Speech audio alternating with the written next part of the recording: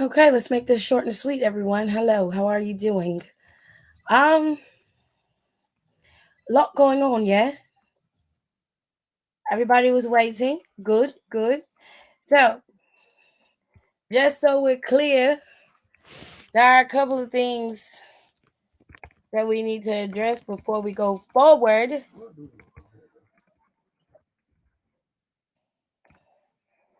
Okay.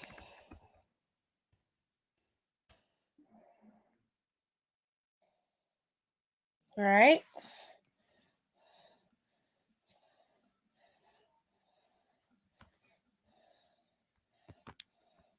So hold tight. We're gonna get into it, I promise. I ain't gonna leave y'all hanging. We're gonna get into this and then we're gonna move forward. All right. Cause we got a couple of things. Okay, we got a couple of things going. All right. What's the TVPLE that they got? Because Battleground is the one that's going to be there. So what's happening in March? I can't remember what they said it was. Because there is one that's happening, and I just want to make sure I get all my ducks in a row. Hold on a second. Battleground is going to be in Savannah, Georgia.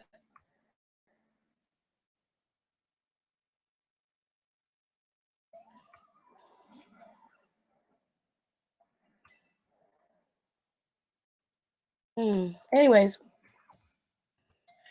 all right, y'all. Hello to y'all coming in. I appreciate y'all coming in. I promise you, I'm not going to keep you long. Battleground.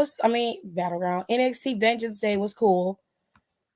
It wasn't a lot to like scream and kick and holler about, but we're going to do our best to make sure you guys know that the show, it was a success for NXT. But child, when I tell you it was a moment where I was back here cackling. Do you understand me?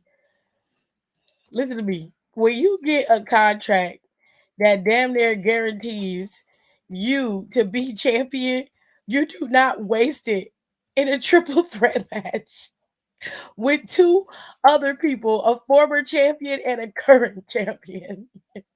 You don't do that, babe. I'm a Latina.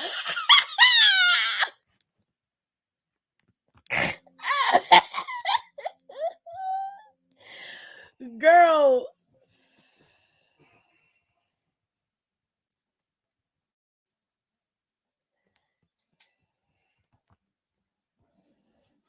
hold tight, y'all. The shit that I heard is just wild. Like, what is wrong with you? Shit. I'm gonna explain in a second. So, Vengeance Day kicked off with Brian Breaker and Baron Corbin going up against Trick and Mellow Gang.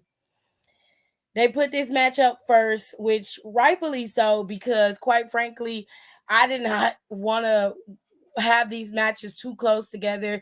This gave Trick enough time to kind of relax, get himself together, and then move forward eventually into Ilya, which was a fight for his life. Okay, so I was fine with this match going up first. I will say that Braun Breaker and Baron Corbin make a phenomenal tag team. They worked well in tandem, but I like Trick and Carmelo as a team as well. They also did incredibly well. However, Carmelo took a spear from Braun Breaker to salvage Trick Williams in the end. And well, they ended up losing. There was a few missteps, but there wasn't a lot where it was just, oh my God, it was the end of the world. It just didn't fall in Trick and Mellow Gang's favor. Quite frankly, I wish that it would have, but it didn't. So it is what it is. You know what I'm saying? Now, Trick Williams had a little bit of a tweaked knee at the time during this match, and I think this was a kayfabe thing. And as the show progressed, they went backstage. Carmelo was being checked by the doctors, so was Trick. Carmelo explained that he took the hit so he could be as fresh as possible for Ilya because that's a big fight for him. He also said that he got his back. He gonna always be there. And then Trick was like, man, listen. And then before he could start, Carmelo was like, I know you need to do this on your own. I'm gonna stay in the back. And Trick was like, nah, you gonna be out there. You my brother. I need you out there with me. So Trick had Carmelo come out there with him, and that was that. Or at least so we thought. I'll get to that in a second. The next match on the docket. So, like I said, the winners of the match for Baron Corbin and Braun Breaker and Trick and Mellow Gangs match were, let me pull it up. Dun, dun, dun, dun. Baron Corbin and Braun Breaker, known as the Wolf Dogs. Okay. Moving on to the next match, which was OTM versus the family. Now, OTM and the family had a very good match. I will say that Jada and Adriana, they do need a little bit of tweaking, but for the most part, they were pretty damn good on the show. It wasn't a bad match. It was pretty decent. The only thing is, I wish that OTM would have picked up the win against the family because they've suffered two losses to them. There's no reason for OTM to go back after the titles at this present time, to which I fully understand because they've got Braun Breaker and Baron Corbin going up against the tag team champions at some point. That dynamic of OTM going over on the family kind of took things out, I guess. But me personally, I would have let them go over and they could have still challenged the family with no malice. Like it just would have went the way that it went. I would have let them go over on them. It was a no tag, it wasn't a tag team battle. It was faction versus faction. And I believe as a faction, OTM should have won so they can get the momentum going forward. Now, moving into the next match that we saw, it was Dijak versus Joe Gacy, and this was to be fair and show y'all who won. The family won that match against OTM, and again, Rizzo had a really good showing in that match. I liked her gear. I thought her Jordan ones was fire. Everybody wrestling in Jordan ones now. It's like a thing. You know what I'm saying? But I thought it was fire. She looked good. And I thought Jada Parker looked great too. She came out there with some black Air Force Ones, but where she messed up was she should have got some mids or some high tops. Cause them low tops is drug dealer territory. It was irking me seeing her ankles like that. I didn't like it. Okay, I'm finished. I promise. Girl, next time wrestle in the black hot mids, please, for my sake. Like I said, Joe Gacy went up against Dijak. I actually really liked this match. It was really fun to watch. And Joe Gacy is high key entertaining, and they don't really give Joe Gacy any true momentum. I feel like Joe Gacy should be one of the next people to hold that North American championship because he's just fun to watch and he's so all over the place, but he's entertaining at his core. They had a no disqualification match. Dijak came in there on his Blue Lives Matter bullshit. And Joe Gacy was like, well, since you got a nice stick, I'm coming in here with my stick too. That shit dropped and they both were trying to hit each other. Joe Gacy had a crate full of kids' toys. And fucking Dijak didn't even, y'all, Dijak didn't even hit the get to go through the table properly. He hit the table at a weird angle, so he never really hit the toys. It just looked like he did because the table cracked in the center. But all in all, I love this match. This match was so much fun. I don't know why, but I loved it. I hate that Joe Gacy suffered a loss to Dijak because, quite frankly, he didn't deserve that. But ultimately, they won. He won, and that was the end of that.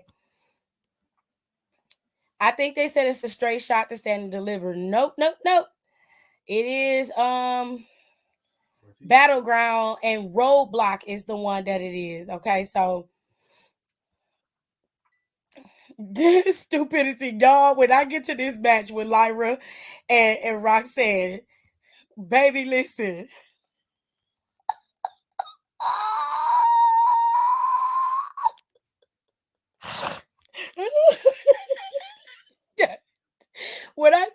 God, that shit took me the fuck out. So Roxanne and Lyra had their match. I was prepared for Roxanne to lose this match. Okay, there was no inkling anywhere that would say that Roxanne was gonna win. It just wasn't. So Roxanne and Lyra was going back and forth, tit for tat. It was pretty solid between the two of them. There wasn't really much of a hiccup between them. Then, like right in the middle of the match, Lola Vice brings her stupid ass down there, cash it in on fucking Lyra and during Roxanne's match. In the middle of the match, the bitch, in the middle of the match, the bitch got both of them in opposite corners. And she just screams, I'm a Latina! Real loud.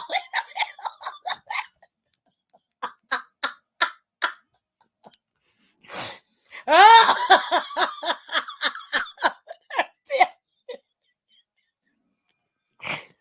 When I tell you that shit took me out, it took me. I ain't never heard no shit like that before in my life.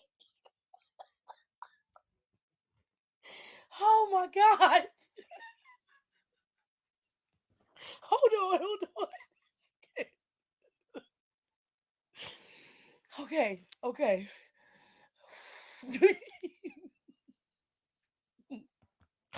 Kitty said she could say it in sadness. And it wasn't like it was the ending. Roxanne ain't have Lyra beat. She did not. They were pretty even kill. Lyra was rolling out the ring to protect herself from being covered. And then that's when Lola came out there. It was the stupidest cash in I've ever seen in my life. I could kind of understand if the match was at the end and both women were fully exhausted and the match was over. Then I could be like, okay, so you pulling a Seth freaking Rollins, right? But that's not how that went down. This was mid match. They were both getting ready to hit a second win. And here she come out there talking about she cashing in. That was the stupidest cash in I've ever seen in my life. It was stupid. I said it in a language that maybe you can understand. Horrible. Estupido. Girl, it was dumb. Okay? It was dumb.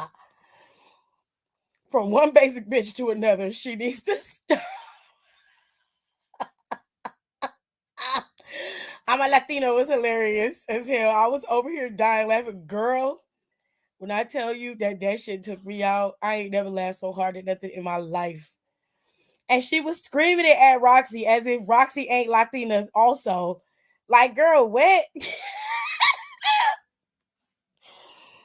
I'm a Latina too, but why the fuck Lola thought she ate and left no crumbs when she did the complete opposite? Baby, I don't know. She usually do think she ate and left no crumbs, but obviously there's something about Lola that doesn't fit. I can't quite put my finger on it, but she is just a boring basic bitch to me. I don't get it. I don't understand the love affair of her. I don't get it. But let's put it this way: her interruption of their match cost Roxanne a valuable opportunity and possibly regaining her championship. Lyra didn't have one leg over Roxanne, and Roxanne didn't have one leg up on her.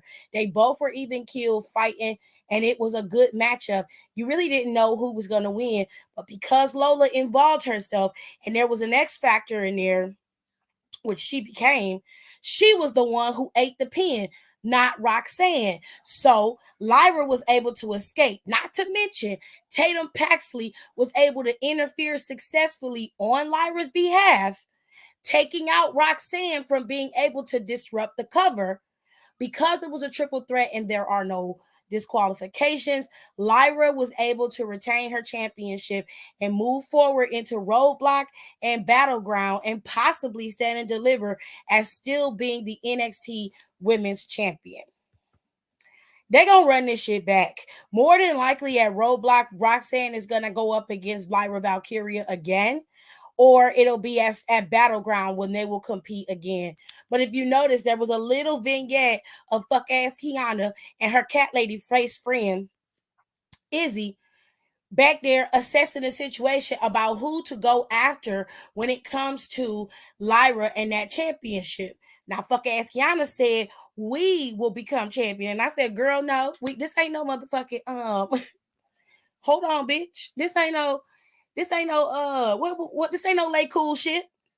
No, there's no we. There's no we. There's no we. That cat face lady bitch. I can't get it out. That cat face lady bitch do not need to be nowhere near no title at this moment. Now I'll accept her being there. I'll accept Kiana. She just be fuck ass Kiana.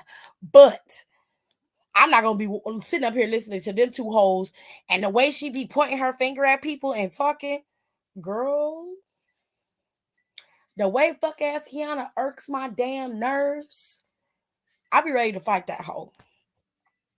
But them two thin haired bitches was sitting outside drinking tap water out of plastic cups at their mama and daddy picnic table, talking about assessing the situation because you have to assess all the risk factors when becoming a champion. That's why you come out of a fake ass helicopter when you come into NXT every week. Okay, girl. Anyway, they sat there and they ran it down, and their first target is Kaylani. So they're very upset that Kaylani is assumed to be the future of NXT. They don't like that. So they're going to go after Kaylani first. Not to mention, they're going to create a plan for the person who wins at Vengeance Day, which happened to be Lyra Valkyria.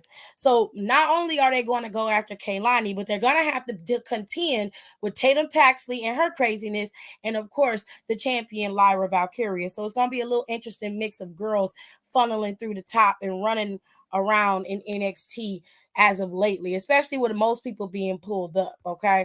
With all that being said, let's move into the next match. The match with Obafemi and Dragon Lee dragged along just a little bit too long. I'm not saying she said she gives if J-Lo was a wrestler. I mean, yeah. I'm not saying that this match sucked. I would say that it was a good match. Dragon Lee put on a very good performance against Obafemi. Obafemi was on the defense a lot of this match. He didn't really get a lot of offense except for when he got minor openings. And he was able to use his power and brawn to go up against Dragon Lee. For the most part, that's what helped Obafemi win. And the match just went on too long for my liking. It wasn't bad. It wasn't good. It was somewhere in the middle. And Obafemi, he retained his North American Championship. And I'm interested in who they're going to put on Obafemi next. Okay. Now, in the back, there was a. She said, all I got to say is Fallon better stomp a mud hole through all of them. Well, Fallon is stuck in mid-card contingent with Lash and Jakara right now. And she got Big Chin Ren. Ren Sinclair's chin is huge. Okay. Big Chin Ren is not of a much help, especially with that raggedy ass denim gear she got. So I guess we just have to wait and see what they gonna do with all of that. But anyways, in the back we saw Idris and Malik. I don't know who the girl is they was talking to, but she was getting on my damn nerves. However, they was back there running it down about their loss that they suffered. And Nathan Frazier at Axiom came walking up, and Nathan Frazier was just like, we lost to the biggest guys in there, and had we had beat them, we'd have been out there beating Trick and Mello. And I was just like, but you did it, sir. So why are you here? Why are you worried about what they're doing? They're assessing their wins and losses and the likes and dislikes of those wins and losses and what they can do moving forward. So you decided to say some shit like, well, if it was y'all in the finals, we probably would have beat y'all. Nah, that ain't true either. That ain't true either. Don't be coming back here with no bullshit hard truths. Okay. Just because that's your want to be truth don't mean that's the truth. Okay. All right. Perception is 90% of reality. Okay. Now, Idris and Malik didn't like that shit. Okay. She didn't like that shit. She was like, they was like, first of all, who the fuck is you talking to? Cause we beat your ass. So they got ready to fight. And Keenan said her name is Brinley. Okay. I'm probably not gonna remember her name after say. I'm telling you right now. So Brinley was like, okay, so we'll just, we'll have two teams, one truce. And then she skipped and cartwheeled her ass up out of there. I said, is something wrong with that bitch? Something wrong with her? Is she sipping on the yak? Is she smoking that shit? Telling you, cocaine is a hell of a drug. Anyway, so this coming Tuesday, it's gonna be Nathan Frazier versus Idris and Malik. And let me tell you something, bald headed ass Shawn Michaels. Let me tell you something, Bucktooth Ava. If you two motherfuckers don't give Malik and Idris a win over this ragtag tag team, I'm gonna beat your ass. You don't have to come answer to me. Yeah, because at this point, Idris and Malik been putting everybody over. Everybody that has been champion has gone through Idris and Malik at some point as tag team champs. Say they haven't. Say they haven't, and I'm gonna call you a liar. Get them boys some traction going forward. Give them something. They deserve it. They have been in NXT longer than most people in NXT, and they have not been able to achieve or acquire anything because you keep trying to find ways to put other people over them. Now, I get it. In certain circumstances and situations, they are not the ones who need to proceed forward. But now you ain't got no goddamn choice, and you don't really have any other excuse. Let them cook. Please. God damn. Anyways, where we at? That was everything. That was all the matches. Okay, last match of the night was Ilya Dragunov and Trick Williams. Now I'm gonna be honest. I went to the bathroom when this match started. It wasn't intentional and it wasn't my fault. I can't help what the body decides I need to do. Okay. So I didn't get to visibly see everything that went down when it came to this match, but I was well aware that Carmelo was gonna do something. Did I know exactly what he was gonna do? No, but I knew he was gonna do something. Now, between Ilya and Trick, from my understanding, the boys did what they were supposed to do until the ref got knocked out and things got a little shifty in the match. Okay. Nigeria, you said what happened?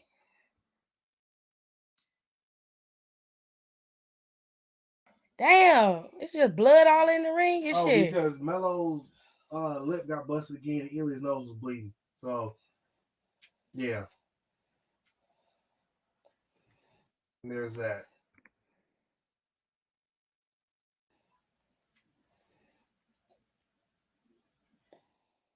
Damn, Carmelo, you ain't have to do him like that.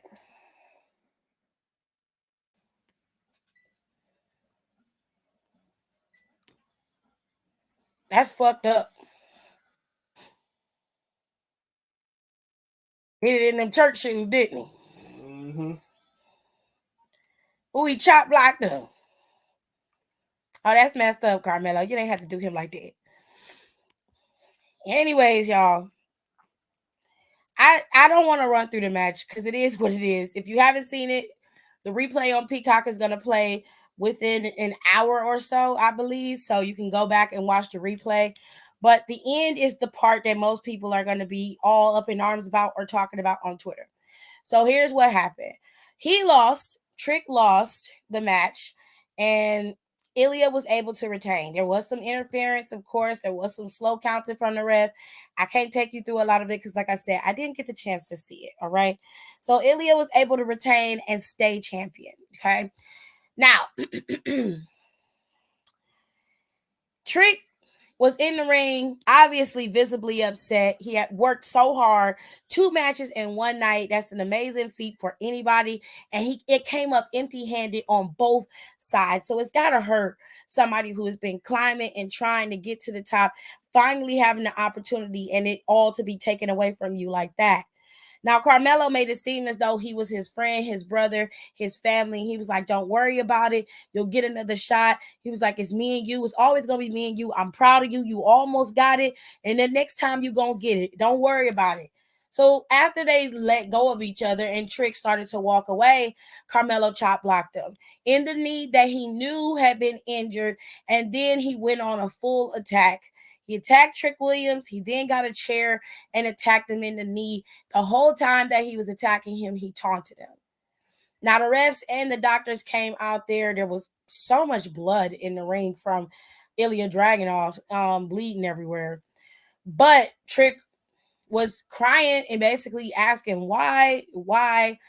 And Carmelo was just like, you forgot one thing, one cardinal rule between us. am him. And he finished the attack and he walked away. He was walking out the ramp and Carmelo blamed the fans. He said, "This is all y'all fault. Y'all hyped him up. Y'all gave him all the accolades, made it look like he was the guy when you knew it was me. You knew it was me." So the game is set and the match is on. Okay?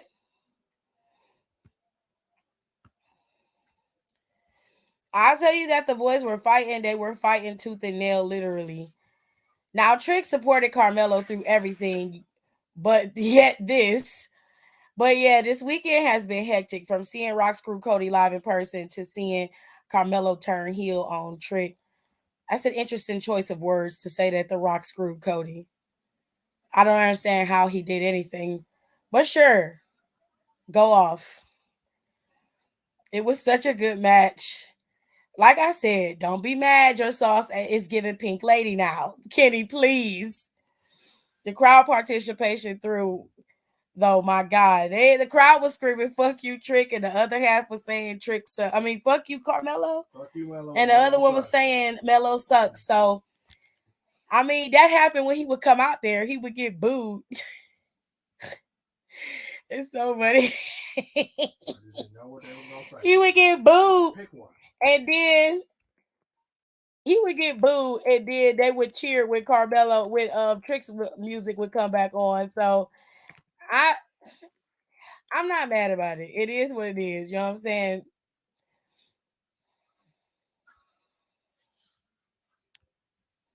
Hold tight, y'all. Give me 1 second. So NXT got two more stops before they head to Stand and Deliver.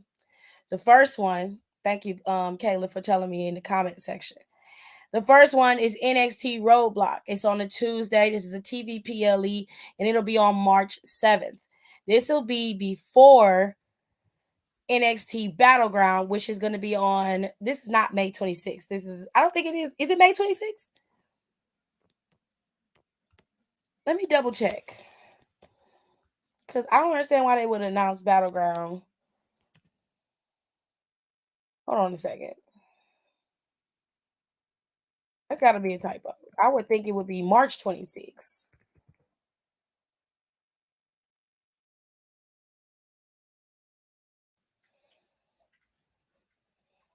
Well, damn, it is May 26th in Savannah, Georgia. That's crazy. Anyway, it is. It's gonna be on May 26th. This is after Stand and Deliver, which is gonna be that Saturday at 1.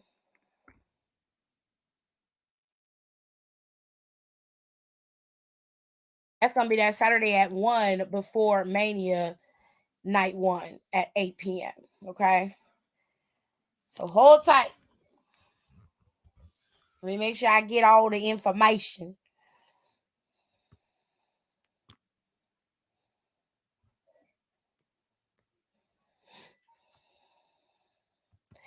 Ding, ding, ding, ding, ding, ding.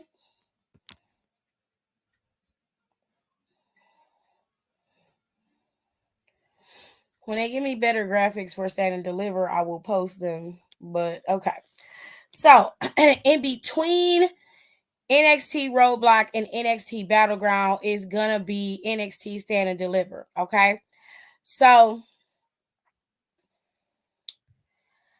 I suspect that Trick will get his opportunity.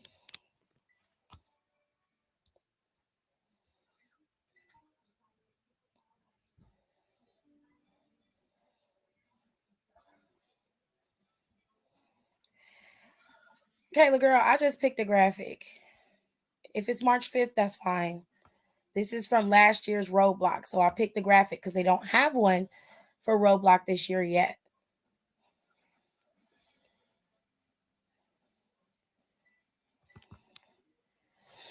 I don't care who Ilya goes up against at Stand and Deliver. Mello and Trick gotta close the show out because woo. I don't think they're gonna be fighting by Stand and Deliver. Quite frankly, I think Carmelo is gonna be gone by Stand and Deliver, unless they're gonna fight at Roadblock. I would have them fight at Roadblock. I would not wait and hold out until Stand and Deliver. I would have Ilya defend his title against Trick Williams again at Stand and Deliver. And I would have him drop it to Trick at Stand and Deliver. I definitely would. Um, that's bothering me. So hold on. Sometimes you wanna go where everybody knows your name. Doom, doom, doom, doom. And they're always glad you came. Doom, doom, doom, doom. We wanna go where everybody knows your name. Doo-doo-doo-doo. All right. So, like I said, Roadblock is going to be um a TVPLE, and we are gonna be watching um hold tight. We're gonna be watching to see who they are going to go up against, and hopefully they pick Trick and Carmelo to go at it at Roadblock. Um yep, agreed. It makes sense for them to do it sooner than later. Let them get it over with. There ain't no point in doing no more. I can't believe that tomorrow, exactly 1 month before my B day, I'll be the big 2-7, which I'm excited, but also sad because I'm getting old. You think you're getting old at 27? Mhm. I'm glad you'll be turning 27. It's a milestone birthday, but that's not old. It's far from it, actually. When your knees get the cracking and your back hurt just from you walking every day, then then you can call yourself old, babe. But you're not old. You're just older. There's a difference. All right. I don't know what they're gonna do exactly for Roadblock, but I do think that they need to go ahead and book it and get it out the way. What? What did I say? I wasn't being mean. I'm just saying, like, it's not old. I didn't do anything this time. I was good. Overall, I will say that Vengeance Day was a pretty decent show. They did exactly what they were supposed to do. They set us up for Roadblock. They setting us up for Stand and Deliver, and of course, they'll be able to set things up even further for May when they go to NXT Battleground. Um, I'm happy that NXT was able to have a successful show. It looked like it was a massive crowd in there. Most of the seats, from what I saw from that hard cam and that back cam, looked like it was a sold out show. So I'm happy and proud of them for that. I am interested in seeing a couple of things. It looks like Lexis King and Riley Osborne are going to be going at it this coming Tuesday. Also, Chase U and that calendar is selling out. They finna sell out of the calendar. The girls was back there signing it. It looked like it's a big success, and JC Jane has successfully saved Chase U. But I feel like that bitch got something up her sleeve. I don't trust it because nobody does anything for free in this world. Okay, so something about this don't sound right. It don't feel right. Okay, but this calendar will also be available on the WWE shop. So you'll be able to buy it if you want it. Me personally, I don't need to be looking at the NXT bitches in my room in a calendar. That's not something I want to do. So I won't be buying it, but I fully support y'all from afar. Okay. Now that's just not me. That's just not something that I would care to look at. But it's a cute calendar. I seen some of the pictures from it. I thought it looked great. It's a nice little cute moment. It really is. That's some old school shit though. A calendar, especially a women's calendar, that's some old school shit. But it was very cute. I love that for them. Okay. Other than that, like I said, am I surprised that Trick Williams attacked that Trick Williams was attacked? No. Am I surprised at the timing of it? No. Did I think that Trick was going to get at least one?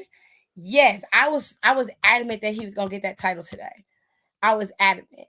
but they didn't pull the trigger. They're gonna wait. I think they're gonna wait until Stand and Deliver, where he could do it in front of a massive crowd and get a really huge pop and get all the glory. You know what I'm saying? But I just wish he would have gotten it. I'm really really hard up on that. So just to make sure y'all are reminded of WrestleMania weekend, Friday you've got SmackDown, which happens on April 5th, and then after that on the Peacock Network is the Hall of Fame ceremony. Then following the next day on April 6th, night one of WrestleMania, you have NXT Stand and Deliver at 1 between 12 and 1 p.m. And then, of course, you have night one of WrestleMania that Saturday at 8. And then you have night two of WrestleMania that Sunday at 8. And then Raw happens that Friday, I mean, that Monday. And it's all still going to be in Philly. They're going to be in Philly for that whole weekend with Raw, SmackDown, NXT, and WrestleMania and the Hall of Fame. So it's a lot going on that weekend for WWE. Now, this is the logo that I saw that was going to be for Stand and Deliver. I'm not sure if this is the official logo, but this is the one that I kept seeing floating around the socials of the medias. Okay. So we shall see. The next big thing for WWE is Elimination Chamber. Okay. Now, I see a lot of people are very much in their feelings about The Rock coming in and possibly getting an opportunity at Roman. Now, we don't know the specifics of that title, of that match, if it's for the title or if it's for something else. So, y'all have to learn how to, wait things out and see where things are going. We don't know for sure if it's for the championship. We don't know that. It could be a family thing that's happening at WrestleMania and not necessarily about beating Roman and taking his title from him, because he doesn't have to dumb Roman down in order to take his, and he doesn't have to do all of that in order to be the one to start to dismantle Roman's power. You know what I mean? But everybody's all in their feelings. I mean, there was a comment in here. Let me go see if I can find that comment. Yeah, this was it. From seeing Rock screw Cody over live in person to seeing Carmelo turn on Trick. Okay, so let me preface this so I can understand where y'all coming from. Y'all really believe that The Rock came in, got on the board, and was like, okay, I'm making this match now. To be fair, he doesn't have to be on the board for him to want to have a match with Roman. That match could have been made a long time ago, but Rock wasn't clear to be able to wrestle on the nights that they needed him to be there. He wasn't able to clear his schedule enough to be able to dedicate to the feud and be able to work that night for WrestleMania as well. So I don't understand how y'all feel like The Rock waited until he got on the board to politic his way to a match. The Rock is The Rock, so he doesn't have to do all of that. That's the first thing. Secondly, y'all got to use a little bit of critical thinking. I know a lot of y'all saw it, y'all watched it. Cody's the one who introduced him. I could kind of go with this topic or this particular statement if The Rock cut Cody off in the middle of his speech. You feel what I'm saying, AJ? If The Rock came out there while Cody was cutting his promo and cut him off, nah, that's not how that happened. And since you said you saw it live in person, then you know damn well that Cody introduced him out there. He said he sought counsel with somebody else who wants to see you. How does that mean that Rock screwed him over? Third point, and then I'm going to leave it alone. When y'all read the reports online, y'all are not looking at the context of the conversation. I read at least 7 different reports from 7 different outlets, both CBS, ABC, USA Today, PW Insider, Wrestling Observer, Fightful Select. I read them all. And all of them said that this was planned prior to any of this other stuff happening. This was always the goal. This was always the plan. And then they doubled back and said that The Rock changed some things around and politic to get his opportunity. So If The Rock just joined the board January, which was a few weeks ago, okay? Am I lying, Jared? It was a few weeks ago in January. The Rock joined the board. How is it that it was always the goal? It was always the plan, but The Rock stole his opportunity from Cody. Make it make sense, because it couldn't have always been the goal if, according to y'all, The Rock didn't have the power to make the match. So who had the power to make the match? It damn sure wasn't Rocky. If we going by y'all standards, it wasn't The Rock who had the power, because he wasn't in power at all. He wasn't in the board. He wasn't there. Y'all are acting really weird out here in these streets. And what's strange is that not too long ago, y'all was sitting up here mad because Roman was champion. You wanted The Rock to go up against him. You got mad because Cody won the Rumble last year. The same people that I'm seeing bitching about Cody not getting his moment are the same ones who were mad last year that Cody came in. What was he at? Number 30? And won.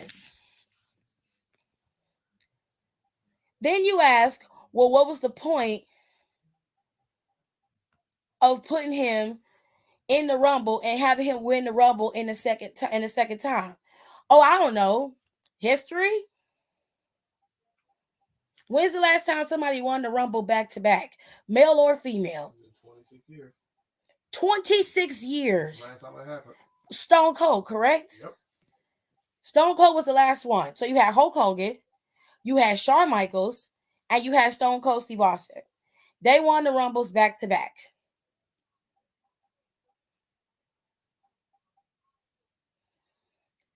Y'all acting like WWE is just doing shit out of the blue. Do you know how much discourse and how much drama has been online about this shit? And you know what WWE gonna do? They gonna proceed forward. Cause you know what your ass is gonna do? You gonna sit down on April 6th, night one, and you gonna watch. And on April 7th, night one, you gonna watch again. Night two, you gonna watch again. Like the rest of us. So calm down, sirs and ma'ams. It's just wrestling. It's not gonna kill us. It's not the end of the world. Cody's story is never over. It's never gonna be over until he ends it. And just because there's a couple turns and twists in the road to that end goal doesn't mean that it isn't gonna happen. And some of y'all who want instant gratification and instant success, that goes to show that you don't know what it feels like to work your ass off to get somewhere and then it doesn't pan out for you. And you have to figure out another path to get there. Life is not easy. If you looking at it from the perspective of this being a teachable moment, a la Andre Chase, you will understand that in life, shit does not always work out in your favor. And there's sometimes going to be people who are going to step in front of you. What do? Do you sit back and sulk and bitch and complain because you don't get your way? No, that's not how this works. Find another path to your destination. And that's that. So don't cry for Cody. Don't worry about Cody. Cody's going to be just fine. Watch what I'm telling you. And on that note, I'm going to go. Okay? I'm going to get in here and boot up Hulu and probably watch some of Montez and Bianca's TV show, and then I'll try to finish out the rest of it tomorrow. And I will see y'all tomorrow night after Monday Night Raw. And I'm gonna enjoy my escapism of wrestling and not bog it down with a bunch of bullshit and crying and whining, because that does nothing for me. If you do that, then you ruin the whole fucking point of escaping in wrestling. You ruin it. Take heed to what I'm saying. And real talk, this life lesson that I'm telling you is something that you can apply to your own life and your own mishaps. Because if you be really fucking for real, like be really big and fucking for real about it, you know damn well that life operates this way. You get to the final stage in life and you think you done got it, or you finally get to the point where you feel like you done capture everything, and stuff can be ripped from you at the drop of a dime. Doesn't mean that you ain't gonna never get it. It just means you gotta find another way to get to it. Okay? Girl, gotta teach you hoes everything. Good night.